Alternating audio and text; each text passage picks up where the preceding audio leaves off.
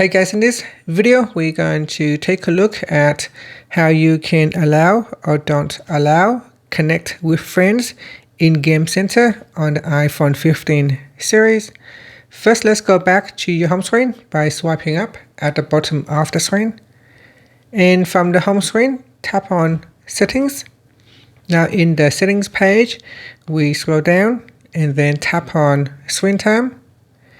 Next, go down to the Restrictions section and then tap on Content and Privacy Restrictions. Then tap on Content Restrictions. Next, we scroll down to the Game Center section, and in here, tap on Connect with Friends. Next, in here, you can choose between Allow or Don't Allow.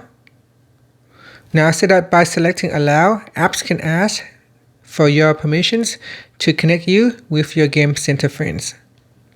And this allowing prevents apps from asking if they can connect you with your Game Center friends and restricts this device from sharing your Game Center friends list to other apps.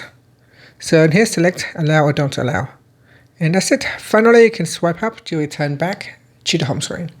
Thank you for watching this video. Please like and subscribe to my channel for more videos.